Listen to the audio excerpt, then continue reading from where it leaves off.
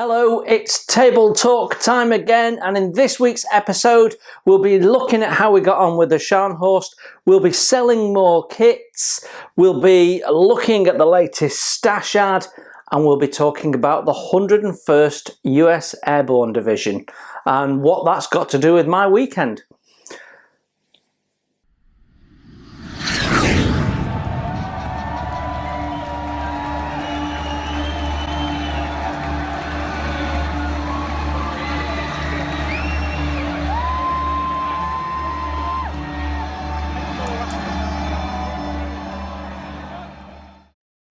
Hello, welcome everybody, it's table talk time again.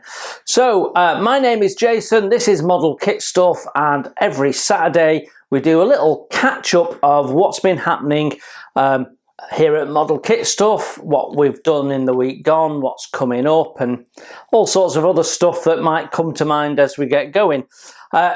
Fair amount of progress on the modelling front, which makes a nice change, because I feel the last few weekends haven't got as much done as I would like, and this week's going to be no different. We'll talk about all of that very soon. If you're one of my new subscribers, a massive welcome. I'm getting new subscribers all the time. Some of you coming in through the airbrushing videos, which is nice to see. Some of you are still coming in through the Scharnhorst videos, which is lovely to see. And I get new people finding the channel through first impressions videos on a weekly basis as well, and you'd be surprised. I get comments on videos that were like 2 years ago, and they probably asked me a question about it and I can't even remember the video.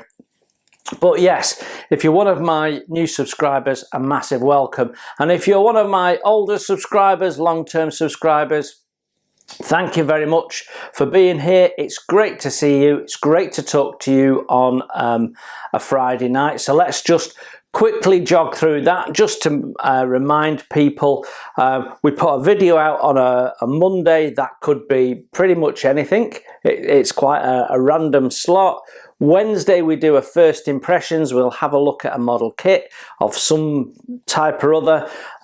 Then on Friday we do the build, and the build goes out Friday night as a premiere with live chat, so you can join me and a number of regulars and watch the video and have a chat and what have you. And there's people from all over the world in there, so it's a great place to catch up with people.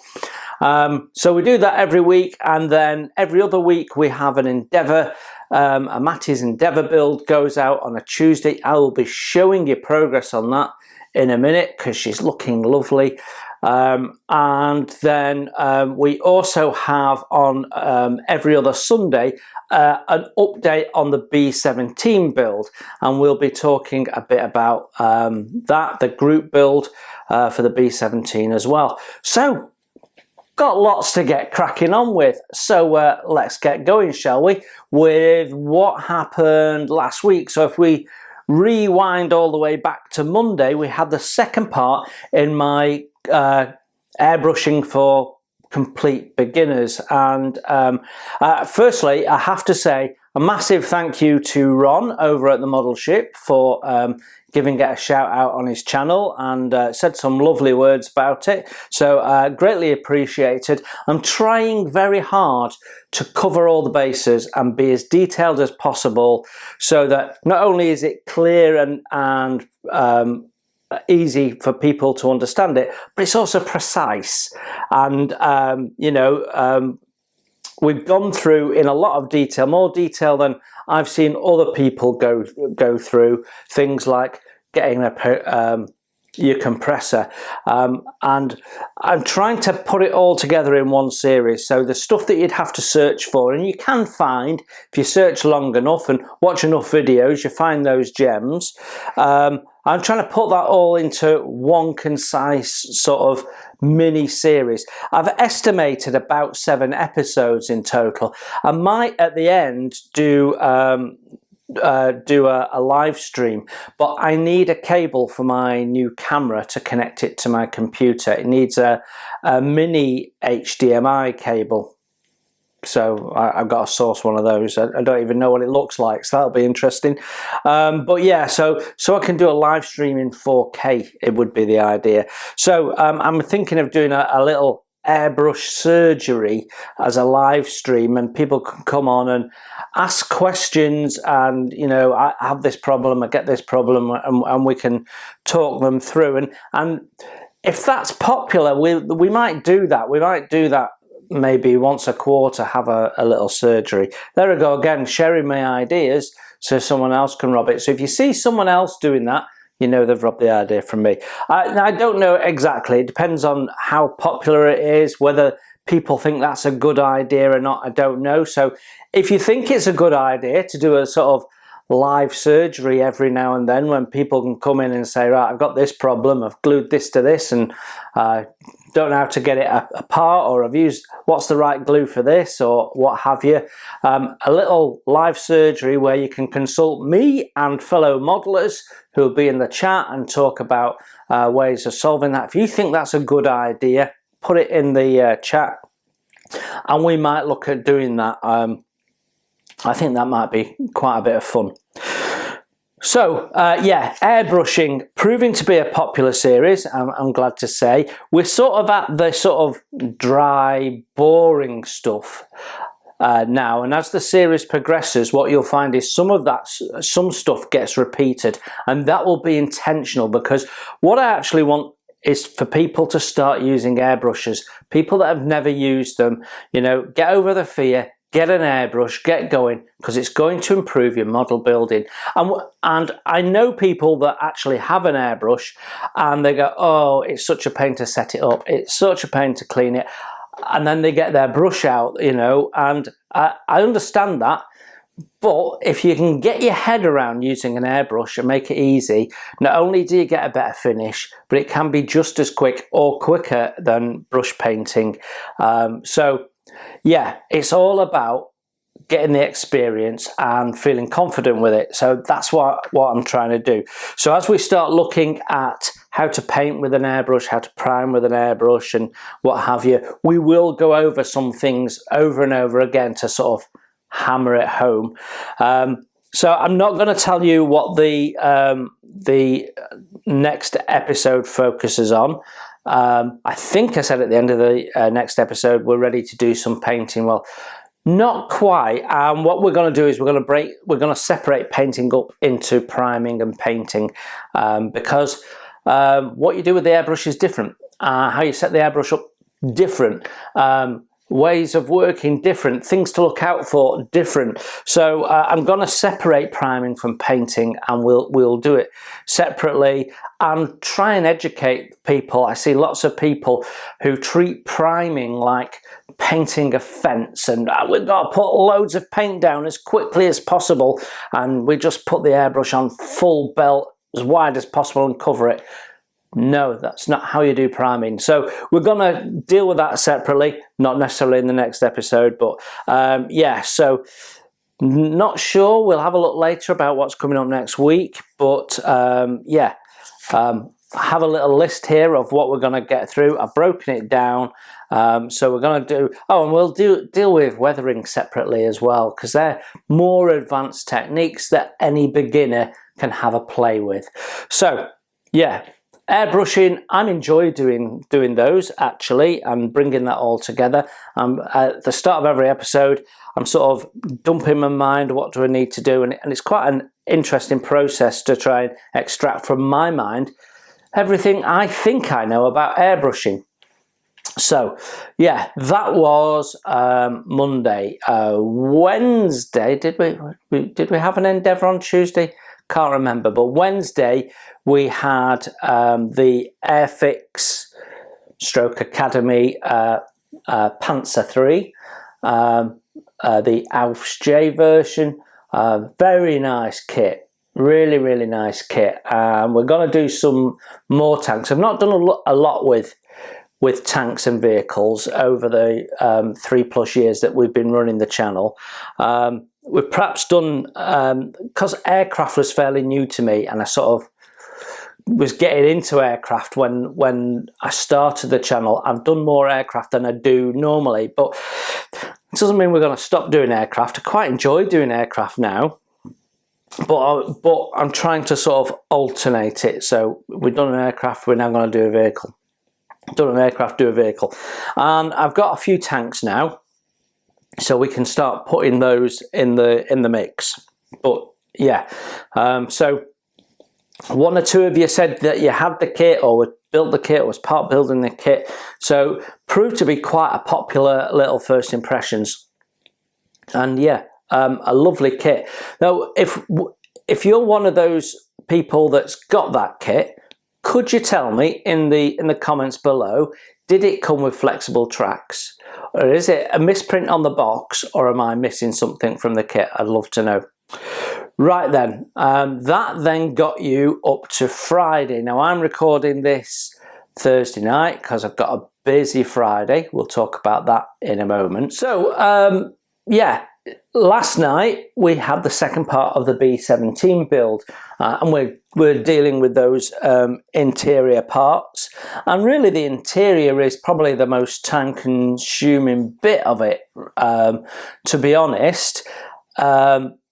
I'll show you in a minute where I've got to, but yeah, the B-17 build, always popular. There was, I think it was 52 or 53 people that committed to being part of the B-17 group build. I've got to say, a fair number less than that submitted pictures for the halfway point. But you're perhaps wondering where that is. I'm in the process of editing at the moment now. As I record this, I'm hopeful that I'll be able to finish the editing in time for Sunday, and we'll do Sunday update and then the showcase. But I might not get time, so we might not see it on Sunday. We might not see it, when I say Sunday, I mean tomorrow. We might not see it tomorrow, or it might be later rather than in the morning. The reason being is I'm away this weekend, and I'm overnight in a hotel, so I might get some time to finish editing it and then be able to upload it when I get home. So it might go out late Sunday evening UK time. If not, then what I will do is I will pop it in the, I'm just consulting my almanac. I will pop it in on Thursday where I've got no other videos going out. So I don't like two videos competing with each other, because I hear rumours that if you put two videos on the same day, they cancel them out somehow. I don't know how that works, but if that's true, I don't want that happening. So yeah, it'll either be Sunday or it'll be Thursday.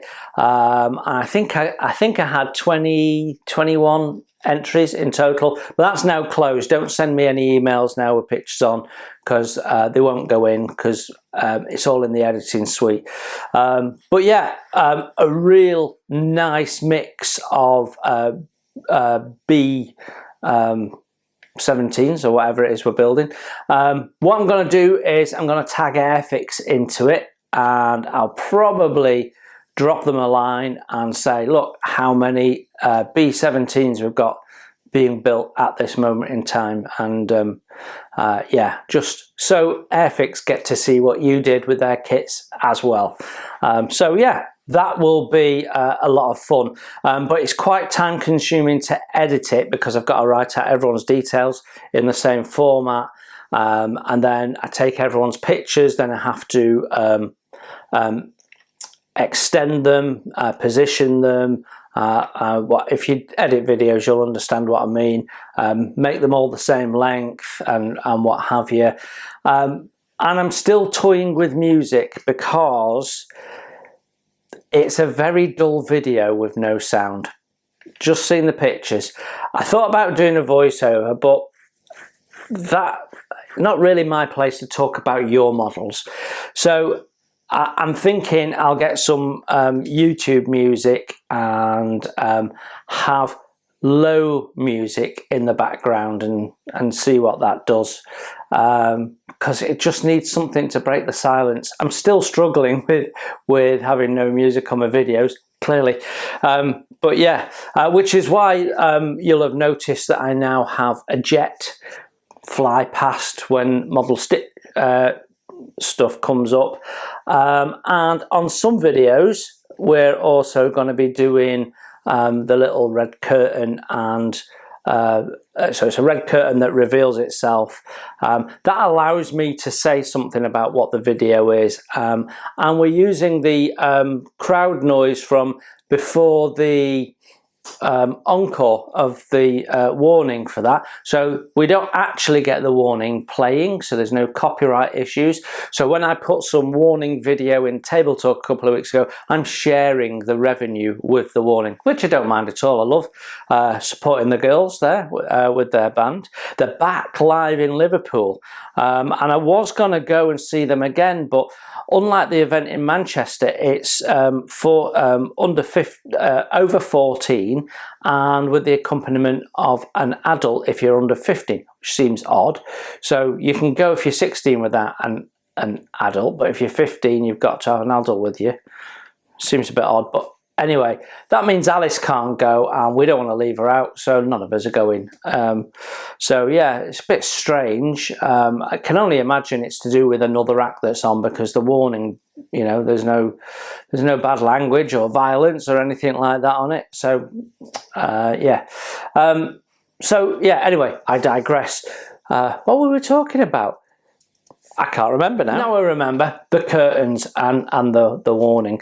So yeah, I'm using that. I'm going to use that for some videos, not all videos. So probably not the Monday videos, because they tend to be quite short.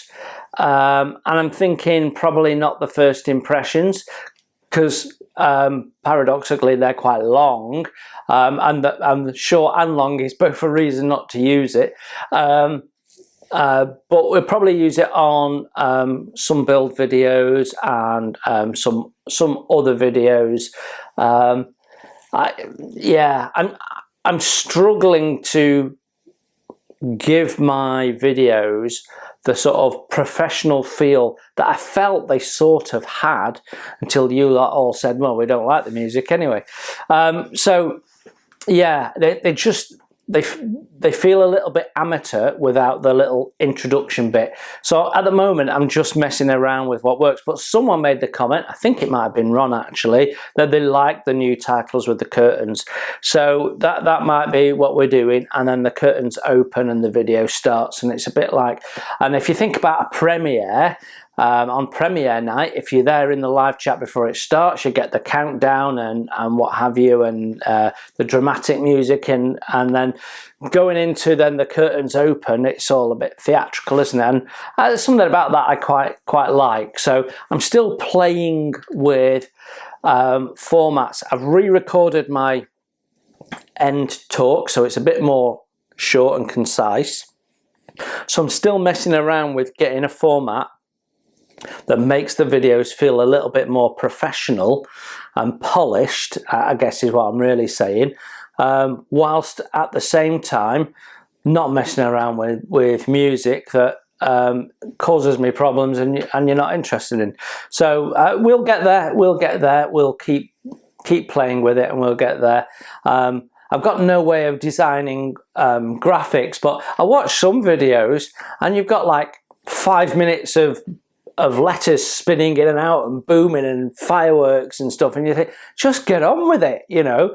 But yeah, I'm not clever enough to do all that graphic imagery stuff, so we won't be doing that because I can't do it. So it's using my editing suite to give me just a little bit of polished oomph.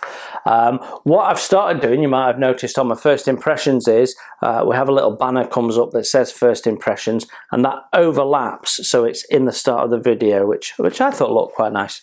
Anyway, enough waffle. Right, so what's coming up next week? Let's deal with that, because to see the models we need to swap out. So we've got a few changes of scenery to do in this video.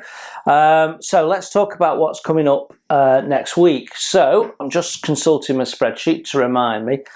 Right, so B17 update on Sunday, may or may not happen. It may be Thursday.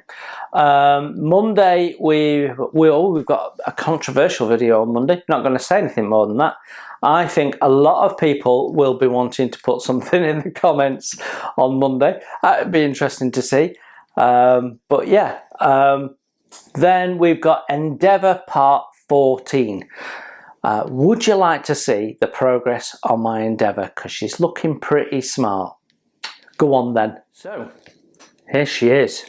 And we've got lots of metalwork on the deck now. Look at that. So we've got the brass barrels on. We've got the large fair leads on, which look nice. They've been on for a while, actually. All the deck cleats are now on, which are white metal. And then we put portholes in the deck. So there you go, and I've gone a bit further than the instructions and glazed them, and as always I've taken you through that step by step, but she is looking absolutely gorgeous. So we've still got some deck fittings to do, windlass and bits and pieces like that we've got to build up, I think, and we've even got some bits that we've got to drill into the sides. I think next thing is railings, brass railings to go on, which should look lovely. You're still in building the wooden constructions in the videos, and you'll see more of that, but yeah, she is coming together rather gloriously, and yeah, it's an utterly fun model to build, I've got to say. Enjoying every minute of it. Yeah, lovely little build. Then Wednesday, the first impressions is a ship. We've not reviewed a ship for a while, so that will be pretty cool. And it's a first for me because it's a ship from a nation that I've never had a model of one of their ships before. So fantastic. So it's quite interesting to go through it. Not going to say much more actually, but yeah, if you're one of my many subscribers that like ships, you're going to enjoy it. So yeah, one to watch out for on Wednesday. Then on Friday we will be having part 11 of the Scharnhorst, and I'm going to show you the Scharnhorst in a minute and take you through where we're up to, so you can have a little sneak peek. But I'm going to make you wait a bit longer because want to talk about my stash ad, because once we get the Scharnhorst on here, probably won't take her off again for the rest of the video. So, oh, that's not true because we've got kits to sell, so I will. Right then, so that's what's coming up in the week ahead. Had quite a productive weekend, like I said, on the modelling bench, and we'll talk about that in a minute. But let's talk about this. This is my latest addition to the stash. Let's get some light on the subject. There you go. So it's the Tamiya Fairy Swordfish Mark 1 float plane. Now, when this first came out as the standard swordfish with wheels, I built this kit and it was lovely. It's not a complex kit, goes together fairly well. Yeah, and I seem to remember I rigged it with stretched sprue. So we're going back some considerable time now.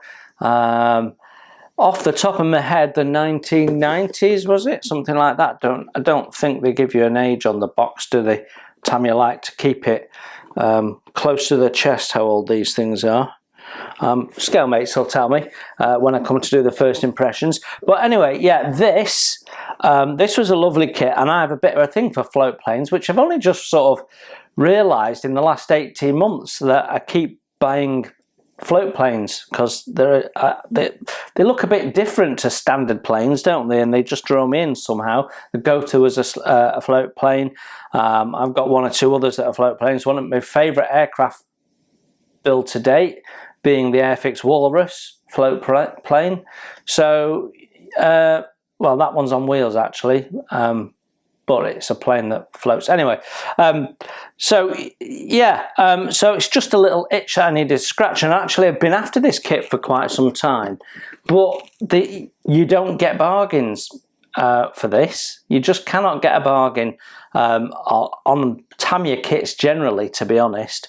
And you remember a couple of weeks ago we were talking about chap selling off his stash because he's no longer able to do his modelling, and I shared the link. Well, this is one of his, and I actually got this at a great price.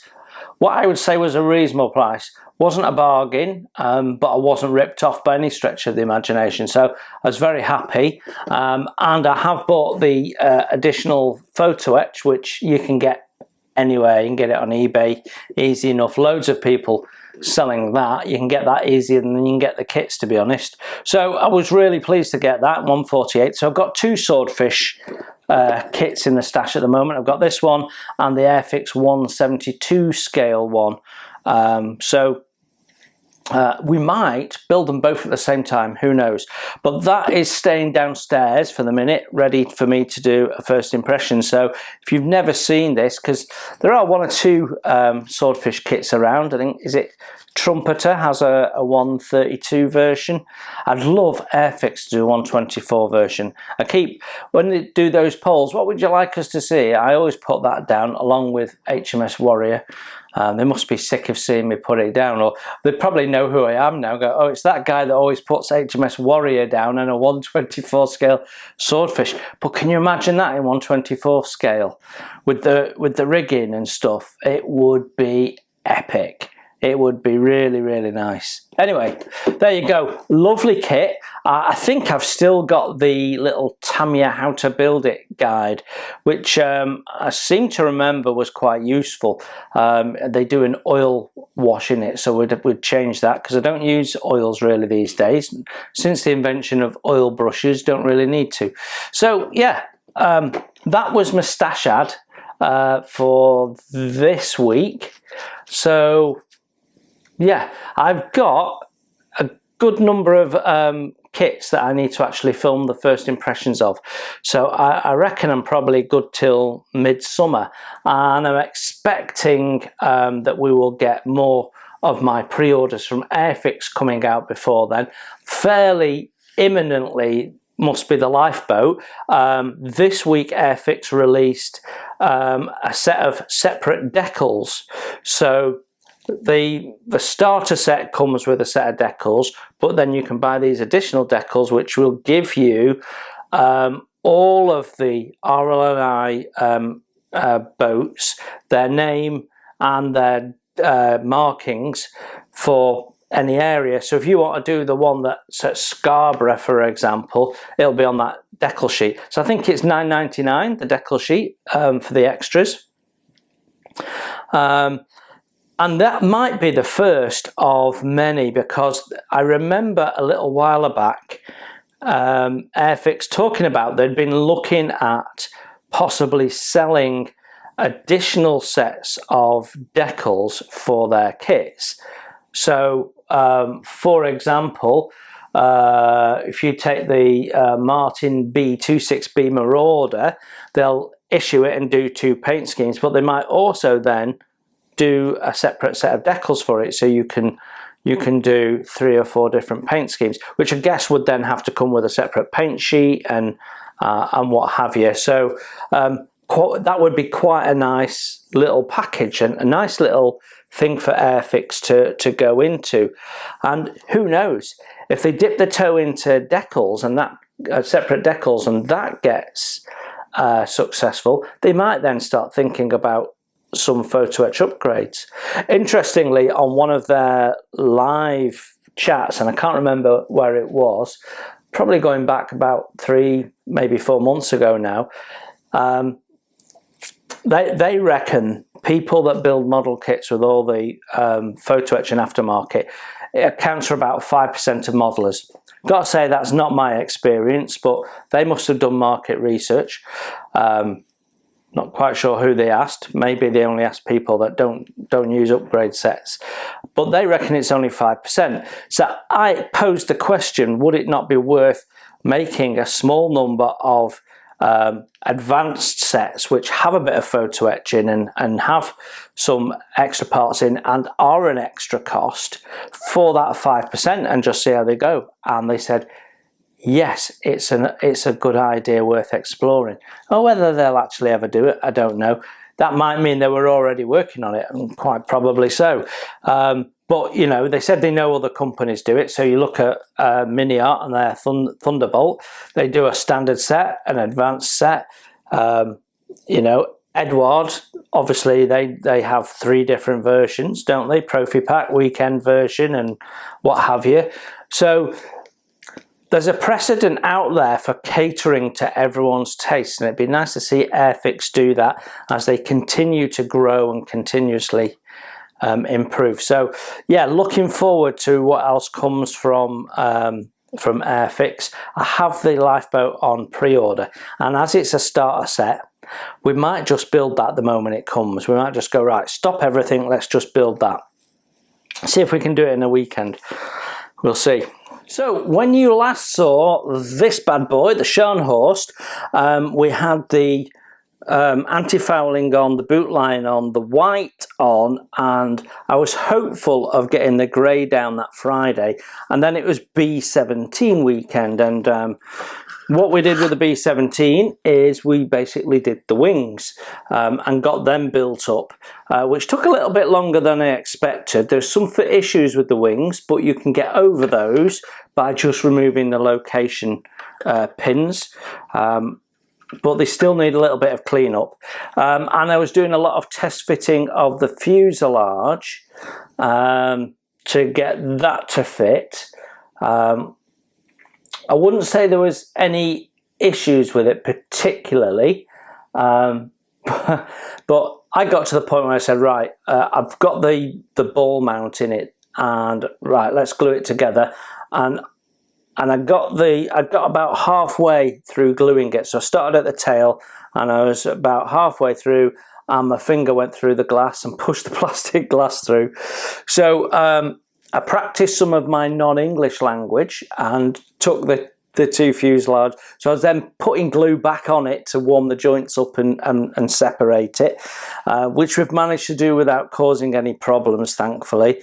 And then glued that clear part back in. So some of my progress I had to undo quite rapidly. But yeah, let's talk about, so that's where we got to with B17. Let's talk about Scharnhorst, because what we did, because it was bank holiday, what we did on the Monday was we managed to get some bits done. So we got the grey down, and it's looking gorgeous. You might have seen the short. I've then managed to put on step 4 in my world, which is step 3 in the instructions, or part of step 3. I've then managed to put some of the photo etch on. So we've got the chain locking points there for the anchor has gone on. We've got the skylights on, and then these are the 3D printed capstans, which I don't think they're perfect at all, but one of the highlights is they've got all the correct mechanism underneath, whereas the kit part has nothing at all. It's just a shaft, and that's completely incorrect. So these are a massive improvement, and you've got all the bolt detail on the top. So they're just waiting for the little hand wheel things to go on the top, like so. But I need to paint them first. So that's the only thing left from my step 4, which is half of step 3 on the instructions. There's some ladders that go on there. If you're building the Scharnhorst, what I'd say is you put the platform, glue the platform onto this, and then glue the ladders on separately, because making them as assembly proved impossible. But they're on, and they look great. There was a lot of detail painting required for the capstans, because we've got 4 colours in total. You've got the dark grey, we've got the white, we've got the red and the green for port and starboard, but then in between each one of those colours, where they go from white to red, there's a raised strip which is brass, so that had to be painted as well. So we actually painted the brass first, but we'll show all that. The other thing I've done is, you'll notice there's a grey square on there, and there's also one at the stern. I don't know if you can see that on camera, it's a bit far away perhaps. I've been agonising over the aerial recognition marks, which are the German national flag with the swastika. And the issue actually is YouTube, and there's a policy of not having swastikas on because some people find them offensive, and it's still living memory. So I get that totally.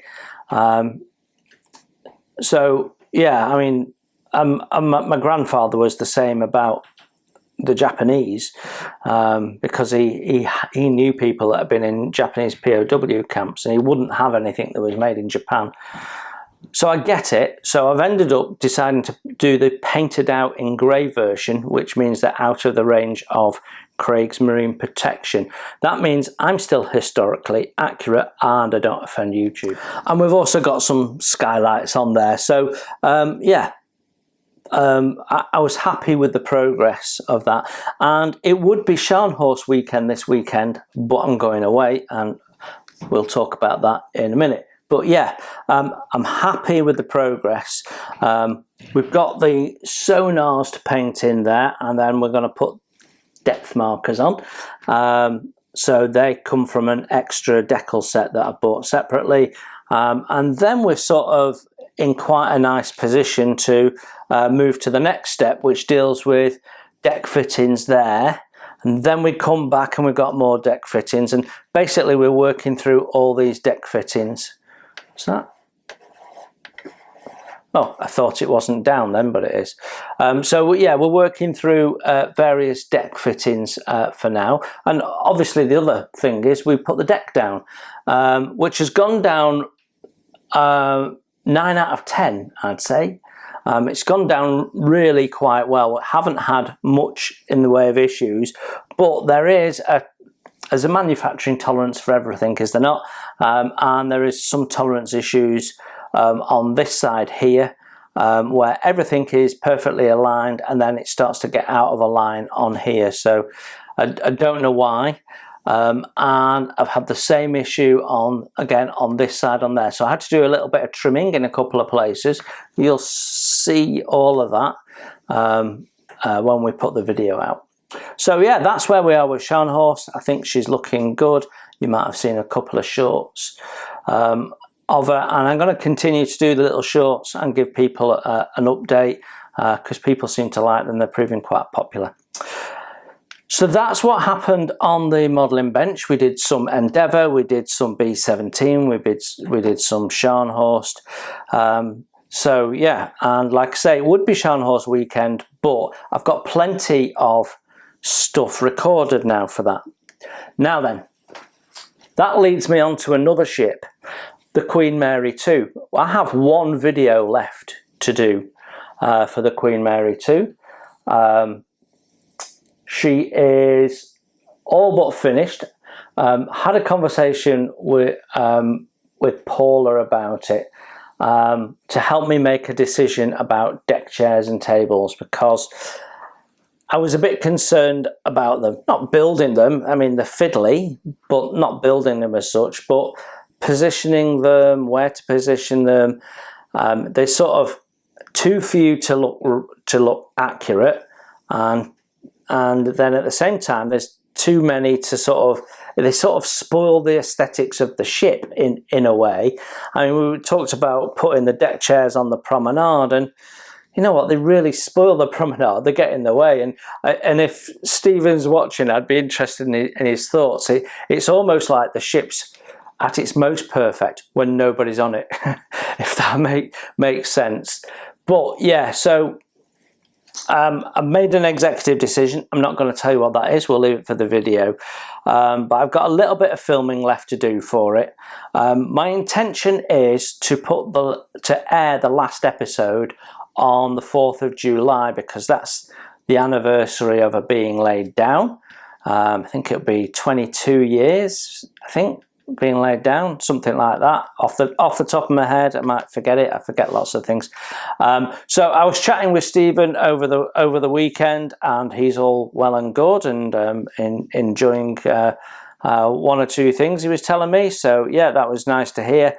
And I've asked him to sort of do a little bit of roundup footage for the last video.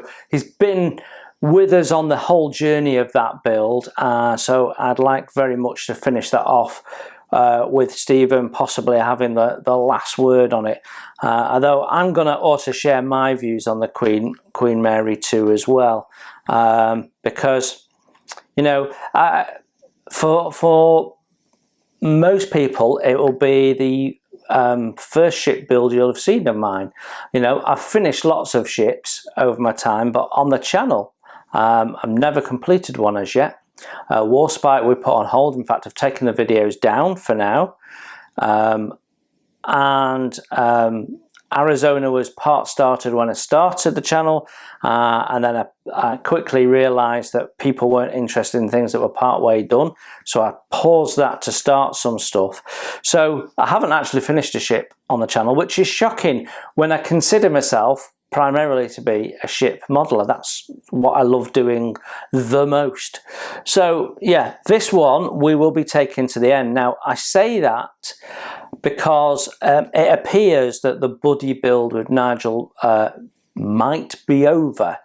I'm not quite sure what is going on there, but several months ago now, Nigel made a comment in one of his monthly roundups that I was getting ahead of him on the hull build, and therefore the buddy build was over.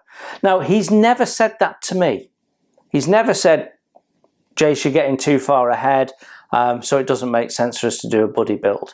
He's never said that to me, and he's never been anything but polite to me. But there was a lot of enthusiasm at the start of the build, and we were sharing ideas and what we were going to do, and that dropped off a cliff. And I know we started building some other stuff, but now, I mean, recently, if I send him well, he claims he doesn't see my text messages. He did to start with, then he said he wasn't receiving them, but everyone else seems to be receiving them, so I'm not quite sure what that is.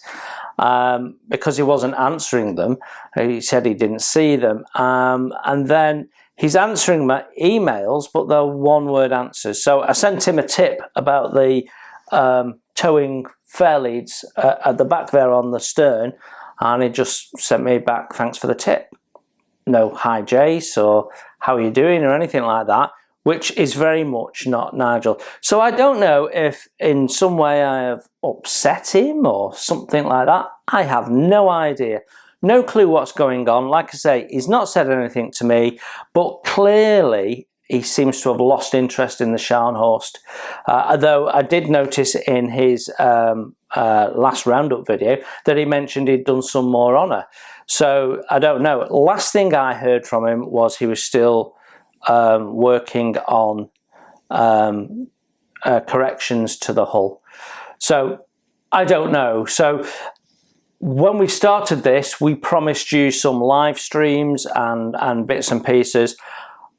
I can't guarantee that any of that's going to happen because I have no idea what's going on with Nigel. And I know he's got some stresses and stuff in his private life and stuff like that at the moment. So I just don't know. So from my side of things, I'm open to carrying on, but Nigel doesn't appear to be at this moment in time. So whether that'll bounce back or what. So I don't really know where I am with it at the moment. All I can say is it's very strange, but I'm going to carry on building this. We will build this to the end because I'm going to enjoy doing it. And yeah, it's a lot of fun. And at this moment in time, I'm enjoying every moment of it. And because I do it a little bit one week and then do something else the other week, that means I don't lose my mojo on it, really. So yeah, there we go. Scharnhorst is looking good. You now know what's happening with Queen Mary II. It's not forgotten. We will finish it. I'm determined. I've got a little bit of painting left to do on it and a little bit of roundup video footage, and we're done. So 4th of July, we will air that, finish the season, and that'll be nice. I say this every week, and it's still true this week. The modelling hobby is full of lovely, lovely people, and you're all lovely to me because you watch my videos, you make comments, you hit the like button. Sometimes I see that it's been shared. I never really understand where it's gone to, but I can see that it's been shared, and so it's really nice, all the interaction that I get with my videos. I enjoy it a lot, and as I've said before, I enjoy doing the videos as much as I enjoy building the models. So that's how much I love doing this. It's quite addictive, actually. When you start and you dip your toe in making some videos, you're trying too hard to be professional, and as a result you sound very wooden, and it's not relaxed. And there's one or two people who couple of years in are still like that, gotta be honest, but I've found that I've just relaxed into it, and I just be me now, and I don't try and be a professional like a newsreader or something. I just be me. I talk to camera. You know, I know the basic principles, look at the lens, and then I'm looking at you, and you know, that sort of stuff. Although my autism means that I sometimes look off into space because I don't actually like looking people in the eye. So even though I can't see you, I have a habit of looking off in a direction. It's a known autistic trait that some autistic people have, and I definitely do. So yeah, and I was probably doing it then. I don't even know I'm doing it a lot of the time. I do it a lot when I'm presenting. I have to do presentations at work. I've got a big one on Monday. Got one of my suppliers coming in from China. First time I've ever met them. They're presenting. You know, I've gathered people from all over the business to listen to what they've got to say, and I'll be doing some presenting, and I won't look at anyone in the eye. I'll be looking at the ceiling, the far corner of the room, whatever it is, so I don't get distracted and put off. And I know some people use that as a sort of a public speaking technique, but I just can't help myself, and I talk quite quickly to get it done. It's just nerves, really. But yeah, I just like to be me, and I relax, and as a result you get me, genuine, honest. I'm not putting pretensions on. I'm not pretending to have skills that I don't have, and I'm not saying things that I don't know whether they're true or not. You know, you just get me unfiltered. You're lucky people. But there is lovely people out there in the world that like to support the channel, and I appreciate all the support I get, and I get support in all sorts of different ways. Recently someone sent me a kit to review, lovely. There's other people with channels who from time to time mention me. Ron, the model ship, who is one of the reasons I started doing this. You know, if it wasn't for Ron's channel, I might not have started doing this. It wasn't the sole reason. There was two or three. Well, there was two YouTubers that were sort of following, and then there was another one that I watched the video of him making a ship, and it was abysmal. I thought, you know what, it's wrong that sort of content's out there and people are watching it. I can do better than that, and finally here we are. We're doing it on a ship. So that's sort of what got me there. But Ron was a big part of that. Nigel was the other one. I think we've probably mentioned before. But I like Nigel's honest style, but I liked Ron's informal but well structured, well presented, well thought through amble through the day. You know, so it's building a ship as part of the activity of the day, and of course that's now expanded to motorbike rides and feeding the dog and all that sort of stuff. But it's all routine, if you notice. It's all routine, and I enjoy watching them, listening to them. I tend to play them in the morning when I'm working. I work from home all but one day of the week. But even, I mean, today I was in work in the office, and I still had Ron on my headphones, on my iPad while I was working. And still had a moment to pause and make a comment about fish and chips, you can go and see his latest video if you want to see what, well, it won't be the latest, it'll be, what will it be? In the UK, it was Thursday's video where I commented about fish and chips. You can go and see that if you like. But yeah, that's another way people support me, by just saying, go on and look at this video that Jason's done, or Jason's doing this and I'm doing that, and so on. So yeah, there's lots of lovely people out there, and from time to time I get around to mentioning them, and we're going to mention one or two of them in a minute, because there's some interesting things going on at the moment. But there's also people that choose to donate to the channel, and any donations go straight in to the channel. They don't come to me personally. I'm not saving up for a Ferrari or anything. This is all stuff that goes on the channel. So mainly so I can buy more kits for reviews, but also products, new tools, anything new that might come out that people might be interested in, I might purchase so I can have a look and a play with and then show you. And then of course we bought the camera as well, which we've nearly paid for. I mean, I've paid for it, but the channel has nearly paid for it back. So the channel is funded by adverts primarily, and I get a monthly little income, and then one or two people like to donate. So last week we tried to sell 3 kits. I sold one of them. So if you were interested in the Thunderbolt from Miniart and you watched the video on Wednesday and thought, oh, it's bound to have gone by now, I won't bid. Nobody bid on it. Maybe because I was trying to sell it for too much, but I can put it on eBay and get the going rate for it. So, you know, I need the money back in the channel.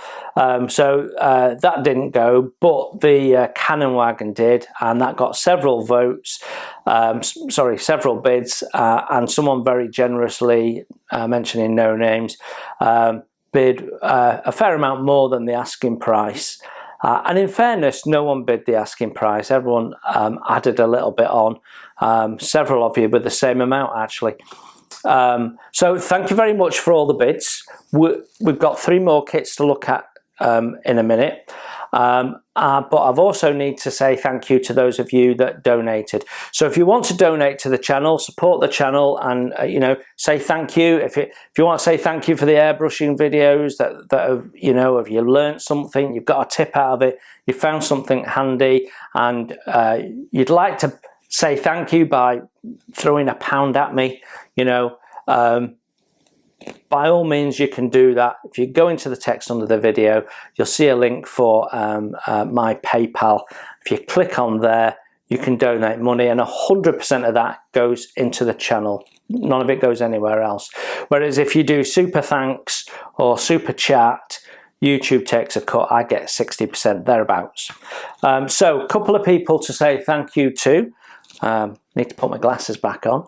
That would be... Right, okay, so Charles Parker 995, a massive thank you for your donation, greatly received.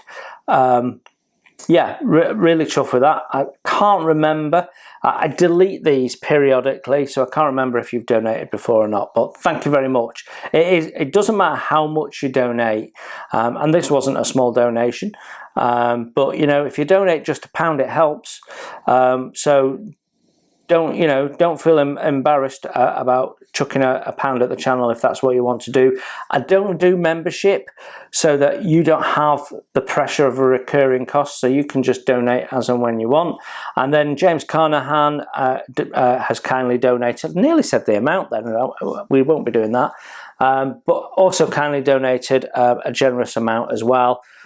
Really helpful, keeps the engines ticking over. So lovely, thank you very much. I appreciate that you appreciate the channel, and it spurs me on to want to do more. So the airbrushing videos that we're doing that people are finding useful and helpful, I'm enjoying doing them, and if that helps you lot, then that's great. That gives me a great sense of accomplishment that I'm helping fellow modelers out, you know, and sharing what I know. as always, I'm not an expert, but like in all things in life, there's always someone who knows more than you, and I'm one of those people that knows more than some of you. So it's a win-win. I enjoy doing it. You get to learn something that might be handy, or come across a different way of doing something that you might have not have considered. So thank you all for the donations. They're always greatly appreciated. If you do donate, I will give you a shout out on the channel. And then the other thing we're doing to generate some money at the moment is clearing the stash, and I'm going to be ruthless. So for the next few weeks, we'll be selling, or attempting to sell, 3 kits and make some space and put some money in the pot. So let's have a look at the 3 kits we're selling this week. Right then, selling more kits. 3 kits again this week. We're going to do 3 every week. That's just manageable for me if all 3 sell in terms of packing and shipping out. And what we'll do is we'll run you through the kits, tell you what I'm looking for as a minimum, then you can make a bid. You can bid either the minimum and see if you're the only bidder and get yourself a bargain, or you can bid a little bit extra to guarantee that you win that bid. It's entirely up to you. I'm not going to tell you what to do. I will leave this running until about Wednesday, give everyone a chance to have seen the video. I found that last week I didn't really get any bids after about late Monday, early Tuesday, I think, something like that. So yeah, 3 kits that I want to sell. So let's take you through them. This one is the cheapest one. So this is the Airfix 172 Martin B26B Marauder, unstarted. Bags are open because I recorded a first impression and the flying hours have been spent. Otherwise, it's in perfect condition. Nice little kit. It's a skill level 2. I have done a first impressions if you want to check it out and get a full understanding of it. It's got a lovely, it's got 2 paint schemes, one of which is this lovely one depicted on the box there, which is sort of silver with a big shark's mouth and what have you. Yeah, very cool. Now, to buy this, it's roughly about 17 quid. Plus shipping. So I'm putting £5 on all of these for shipping. I might make on some of them, I might not on others, but it's a good average. If it ends up being a medium parcel with a signature, it's a good average. Anyway, what I want for this is £10. That includes postage. So £5 for the kit, £5 for postage. So I think that's a bargain by anybody's standards. So there you go. If you're interested in this kit, bid for it. Let me know what your thoughts are. So send an email to modelkitstuff@gmail.com and just in the subject matter put kit bid or something like that so that it stands out to me and I read it, because I get a lot of emails in fairness. So yeah, there you go. If you're interested in that, bids above £10 and that includes shipping. So that's the first one. Second one, and the only reason I'm selling this is because I've got 2 of them. So yeah, we are selling this. So this is Mercedes-Benz 300 SL. This is complete, bags unopened, not touched, mint condition. The box was never taped down or anything like that, so there's no, the seals aren't broken or anything like that. It's all good in there. It's a lovely kit. Again, we have done a first impressions of it if you want to check it out. Now, this is roughly £40. Price varies. You can pay 50 plus for it, and you can pay under 40 for it if you shop around, although all the under 40s were out of stock when I was looking. But yeah, so this is pretty much going at £40 plus postage. Okay, I want, including postage, 25 quid. So bids above 25 quid, you could bid 25 quid, and if you're the only one bidding on it, you'll get it posted to you for 25 quid. No extra charges or anything like that. So yeah, it's lovely. It's got a full engine, full interior, and it has a clear underneath, so you can see all the tubular frame that is faithfully reproduced. It's a lovely kit. One of Tamiya's best car efforts for my money. Yeah, very, very nice. Yeah, 25 quid. That's a bargain. I'm even tempted to buy it back. 25 quid, that is a bargain. I don't know what I was thinking. Anyway, need to get rid of it, need to clear some space. Let's get some money in the channel. I'm selling all of these at a loss at the end of the day. Right, now this one's a little bit special. So this is the Airfix 148 Supermarine Spitfire, mark whatever number that is. Big number, in civilian schemes. You've got two paint schemes, the red one, which is stunning, and they've also done that recently on another aircraft, and I forget which one it was, but it might have been the Sea Fury, was it? I think it might have been the Sea Fury. I think I'm right there. And then they've done the like a silver one with a red lightning flash. Both of them lovely schemes, but this kit has aftermarket in it. So in there, I will show you. So in here we've got photo etch seat harnesses, Brassin resin wheel set, Brassin exhaust stacks, the Edward upgrade etch set, which includes interior and exterior, and all of that comes in at around about when I priced it up, comes in at around about £20 just for the aftermarket. Can't close my box now, and I don't want to rip it. It's because I've cut the air miles off. Right, there we go. So, Supermarine Spitfire, I believe it's a lovely kit. I've not built this particular version before. And yeah, the aftermarket's worth 20 quid. The kit itself retails for around about 26. It's quite involved. It's a skill level 2 again. Has 118 parts plus the aftermarket. So altogether, this would cost you about 50 quid plus postage. Sorry, 55 quid altogether, if you want to buy that and all the aftermarket that I've got for it. And I am gonna sell it for 25. I've written it on the back. That's why I was looking. So 25 quid posted. That's my start point. You know, I'll accept offers above that. So you could be the only bidder at 25 quid and you'll get that. It's a lovely kit plus all the aftermarket and delivered to your door, no extra costs. 25 quid, which gives me 25 quid back into my pot to buy another model for us to review. So there you go. I think they're all good prices. I'm not trying to do anyone. I'm not trying to maximize money.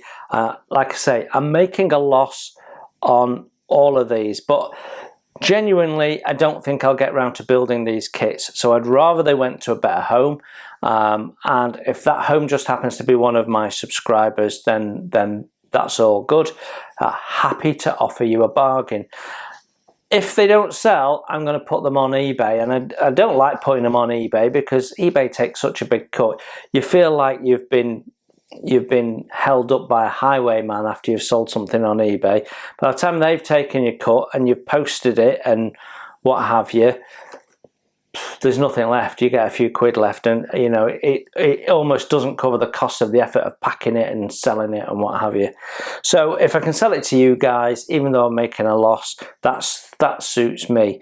But of course you can offer more than my asking price to make sure you get it if you desperately want the kit, and you could consider putting a donation on top as a gesture. That's all up to you. I'm not twisting anyone's arm.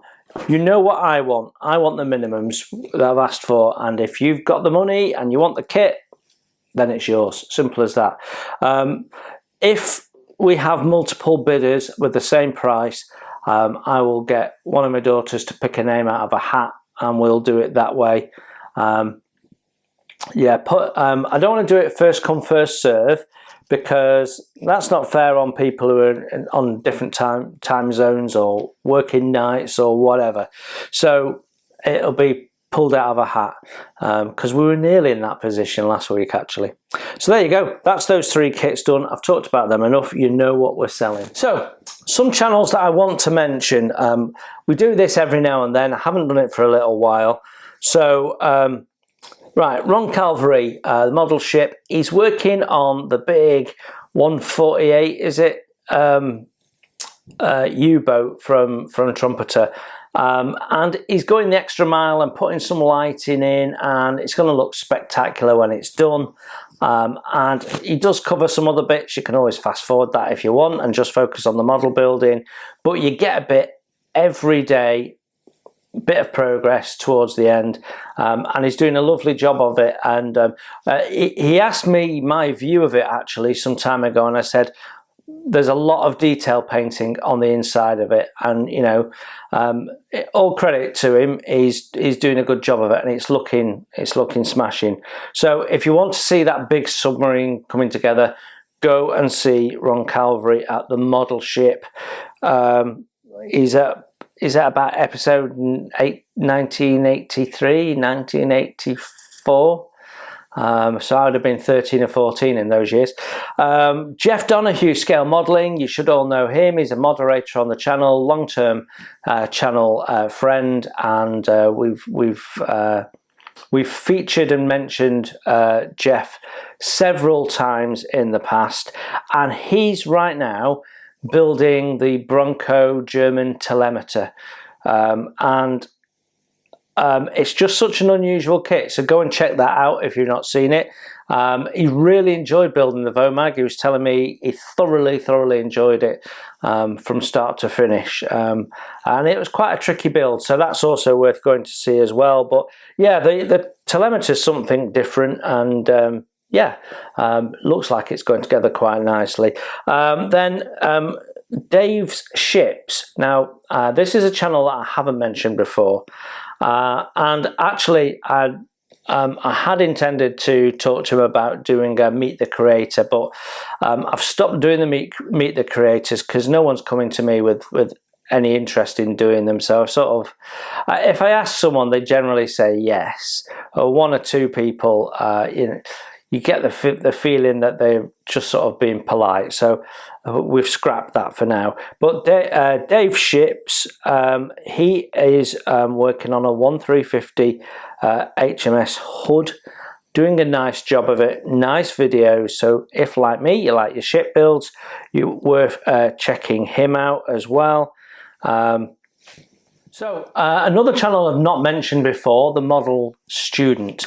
Now, I came across his channel when he was doing his Ice Dragon, and the one thing I like about his channel is he does a mix of stuff. It's not all armoured vehicles or anything like that, although there is armoured vehicles in there, and he does a lot of focusing on painting and finishing. So he's done a 262, an ME262, and he's taking you through his painting process. He's done something on pigments, as I recall. Yeah, and generally it's just a really pleasurable channel to watch. He does short, punchy videos, so yeah, definitely worth going. He needs more subscribers. As I'm recording this, he's at 490 subscribers, so you know, get yourself over there, check him out. If you like what he's doing, hit the subscribe button.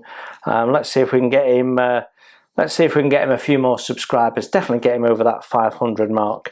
But yeah, so all sorts of stuff. He talks and builds about all sorts of stuff. His most recent video,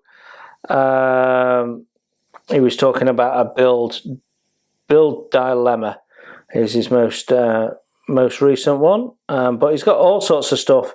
Something there for everyone. Aircraft and all sorts of stuff. So check him out if you want. Military modeller Paul, he's working on a 135 scale submarine as well. A lot of submarine building going on at the moment, but there's all sorts of photo etch and stuff like that, and he's going through that in his usual meticulous style. So yeah, lovely videos, worth going and checking out, again, if you like your floaty stuff. And lastly, Peter Oxley, keep an eye out on his channel. I believe he's got a 172 Matchbox Corvette video coming soon. Well, we're almost at the point of wrapping it up, but there's one last thing to talk about, and that's why I won't be doing any modelling this weekend. So this weekend I'm going to be away. Me and my two daughters, we're going walking in Wiltshire, a little village called Airbrush. Now, Airbrush is just outside Swindon, and I know it very well because my grandparents lived there.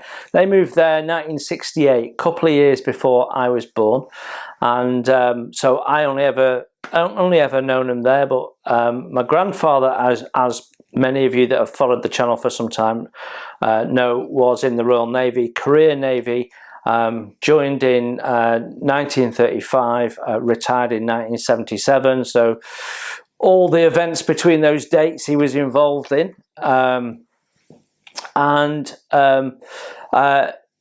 when he finished active service, he then went into Royal Navy recruitment and used to go and speak at schools and tell the youngsters coming to finish school what life was like in the Navy.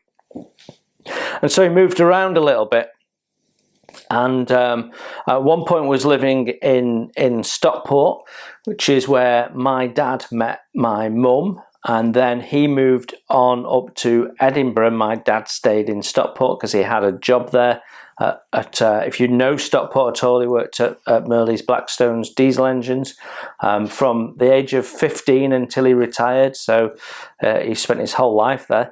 And then he moved from Edinburgh to Airbrush and was doing recruitment in that Wiltshire area. So going to Wiltshire, it's my annual visit to go and see them. So if we go on holiday, if we go to Cornwall or something, then either on the way down or the way back, we'll go via Airbrush and I'll just go to the grave and what have you. But we're not doing this year. All of our holidays, we're going north. We're going to the Scottish borders end of May, and then we're going to Scotland sometime in July. I can't remember the dates. But I mean, it's just me and Paul are doing that. So my daughter's staying at home and what have you.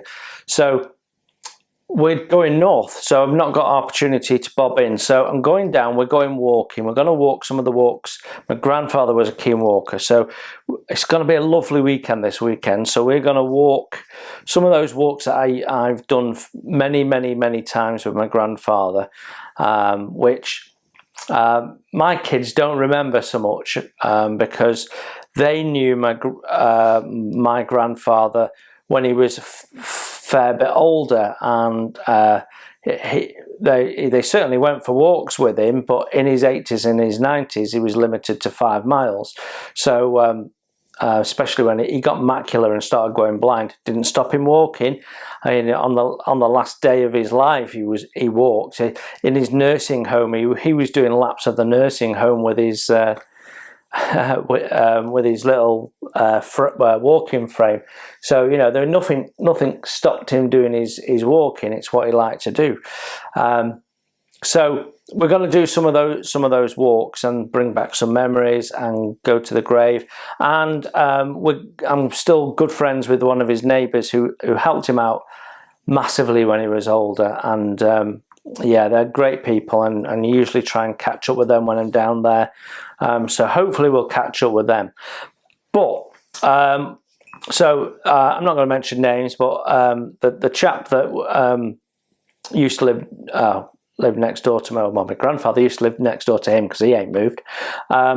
He told me that the local history group is doing some excavations in Aldbourne at the moment. So while we're there, we're going to go and check them out. What they're excavating is the site that was the camp for the 101st Airborne Division leading up to D-Day. So if you've ever watched Band of Brothers, Aldbourne is actually mentioned in there, and when they're doing their training and they're based in the UK, that's where they were based. They were based in Aldbourne in a field next to the sports field there. And Time Team did a big video special about it some time ago, and they were trying to find out where all the huts were, and they dug up some artifacts, and now the local history group is sort of going over there, and they've got a little local heritage museum and putting bits and pieces in. So Aldbourne is famous for two things, and one of them is the 101st, and they still have people come over from the States and come to Aldbourne and what have you. It's a sort of a mini tourist attraction for them. And there was a point where the sheds, or I think it might have been stables or something like that, or a barn, where the officers were staying was about to be demolished. And the 101st got wind of that and they disassembled it. They bought it, disassembled it, loaded it on an aircraft, flew it back to the 101st Museum in the States, rebuilt it in the museum. So there's a bit of Aldbourne in the USA somewhere, this English barn. So all part of their history, of course. And yeah, if you go in the pub, the Blue Boar on the village green there, there's all sorts of memorabilia and stuff about the 101st, and photographs of people who were actually stationed in Aldbourne, went to D-Day, survived the war, who then come and revisited it. And there's some funny stories about them getting drunk and falling in the duck pond and all that sort of stuff. So that's going to be my weekend. I'm going to do some walking. The weather's going to be lovely. It's going to be probably even slightly warm for walking, but we're going to be doing it leisurely. So me and my two daughters, we're going to check out that. So I'll take some photographs. I'm going to take my video camera, might take some video, and we'll pop that in next week's Table Talk. For those of you who don't live in the UK, Aldbourne is a picture postcard, typical English village. If you conjured up an old English village in your mind, that's Aldbourne. Thatched cottages, picture postcard, church on the top of the hill with the green in front of it, and a pub. Everything you need, religion and beer, all in one place. So yeah, beautiful little village. And I'm not just saying that because I'm biased, because I have a connection to it. It is a beautiful village. So that's what I'm doing this weekend, so I won't be doing any modelling. Now, I said that Aldbourne was famous for two things, and that's quite poignant this weekend, actually, because the other thing it's famous for is Doctor Who. So when I was little, and John Pertwee was the Doctor, many of you will remember him, before Tom Baker, who is sort of my Doctor. He's the Doctor I really remember. I do remember John Pertwee, but I was very little then. And Tom Baker was the sort of the Doctor that I followed, and is my benchmark for all of the Doctors, and there's only ever been one that's been as good as Tom Baker, in fairness. Yeah, they filmed a 3-part episode when John Pertwee was the Doctor in Aldbourne. Now, just up the hill from the church, there is something called the Barrows, which are Viking burial grounds, 3 mounds, burial mounds, and then a little bit further up there's a 4th one. And I believe they've excavated them or scanned them and stuff and never found anything, but they are believed to be Viking burial mounds.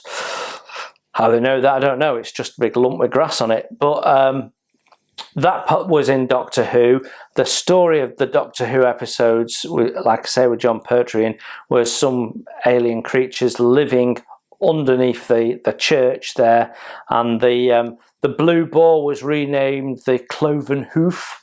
And when you go to the Blue Boar now, they've got both of those signs up, the Blue Boar and the cloven hoof. And when you're in the centre of the village, outside the Crown pub, there's a Dalek, and outside one of the houses on the edge of the village green, there's a bin which is made to look like the TARDIS. So they've got a little bit of, they get Doctor Who tourists basically, and that's poignant because Doctor Who comes back. It's been touted as Series 1, which is wrong, because obviously it's been going for 50 years plus, Doctor Who. It must be getting on for 60 years now, I would guess. So, someone's going to tell me, I just can't bring it to mind. But yeah, Doctor Who is back, and in the UK it just carries on as normal, but for those of you outside of the UK, it's now going to be streamed through Disney Plus. And as a result of that, I believe Disney have put some money in, and so the budget's a bit bigger. And the original writer, Russell T Davies, who brought Doctor Who back, is the writer again, which is all good news.